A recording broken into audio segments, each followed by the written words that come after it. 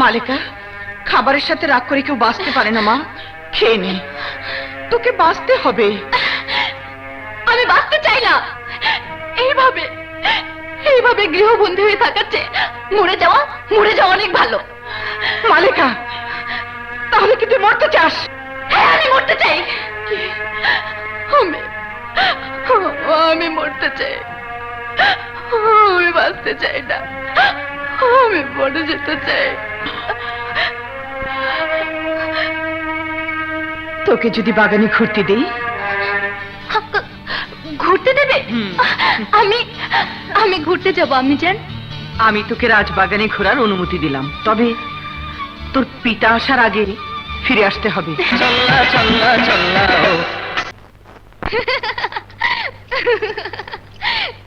আরে কি?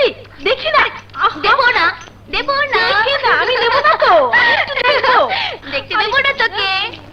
একটু সখী, একটু দেখো। আরে ছাড়, দেখি না। দেবো না বলছি। এই যা। মণি কোথায়? মণি কোথায় না? মণি তাই তো। কোথায়? যে মণি নিয়েছে সে নিশ্চয়ই মানব জাতি। সে মানবজাত হোক আর যাই হোক, যে আমাদের জীবন অন্ধকার করে দিয়েছে তার জীবনের যেন অন্ধকার হয়ে যায়। ছাড়।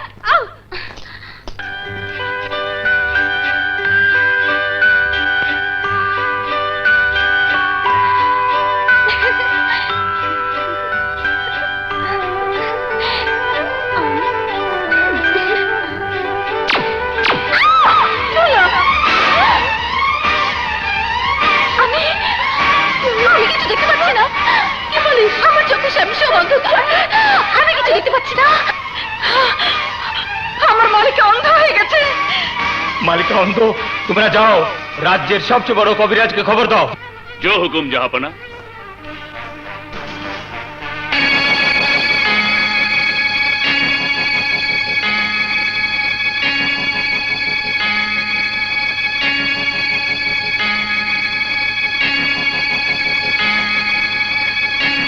জাহাপনা, রাজকুমারী তার দৃষ্টিশক্তি চিরদিনের জন্য হারিয়ে ফেলেছেন।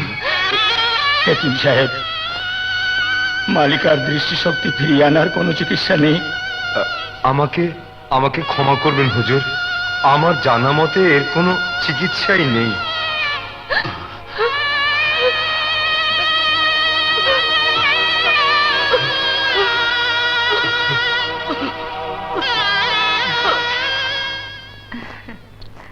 মালিকা, তুমি এখানে একটু দাঁড়াও, আমি ঠিক করে দিচ্ছি। সাবধানে দাঁড়িয়ে কিন্তু।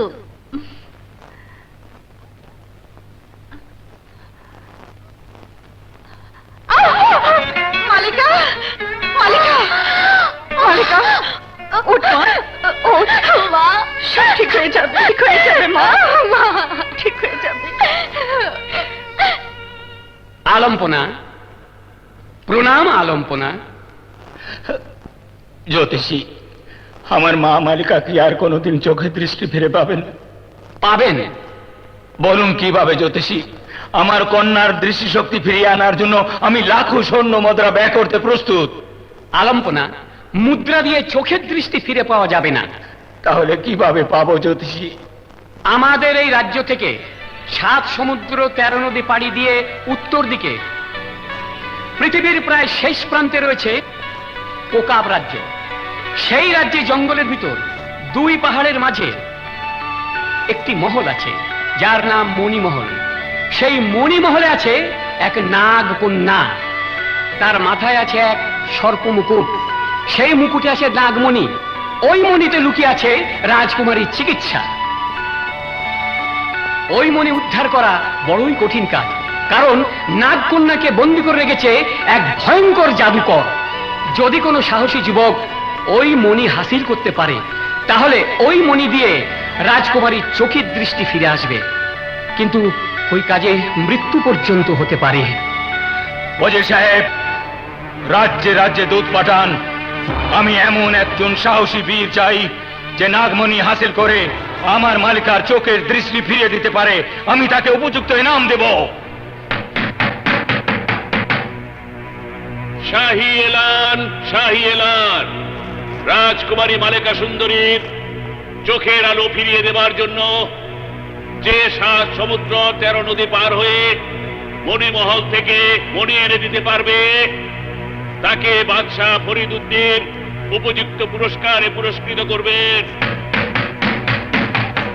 যে মণিমহল থেকে মণি এনে রাজকুমারীর চোখ ভালো করে দিতে পারবে, তাকে বাদশাহ ফরিদ উদ্দিন উপযুক্ত পুরস্কারে পুরস্কৃত করবেন, এবং সে যা চাইবে তাকে তাই দেয়া হবে।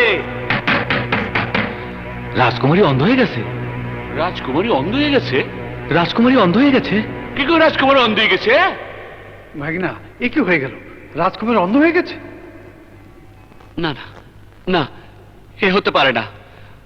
আমি বাদশার সঙ্গে দেখা করব, যেভাবেই হোক মালেকার চোখের আলো আমি ফিরিয়ে আনবই। হ্যাঁ হ্যাঁ।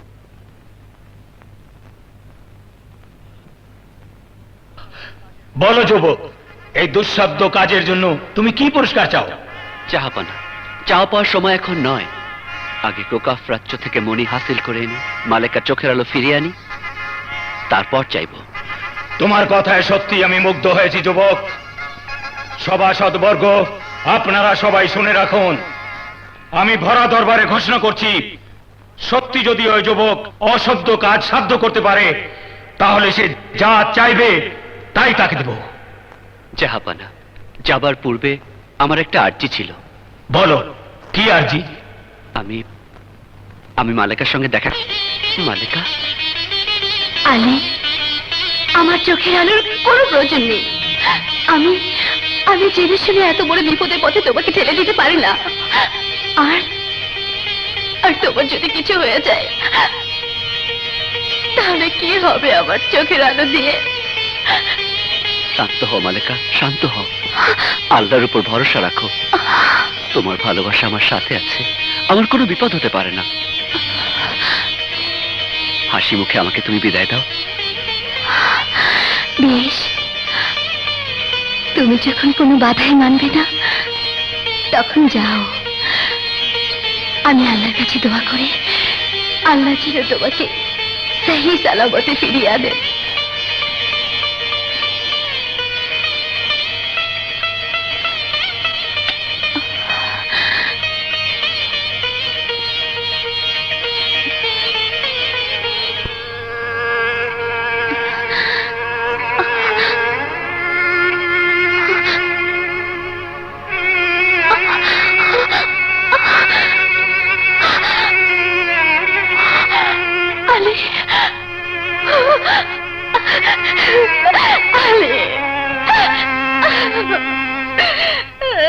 কেঁদো না মা, কেঁদো না।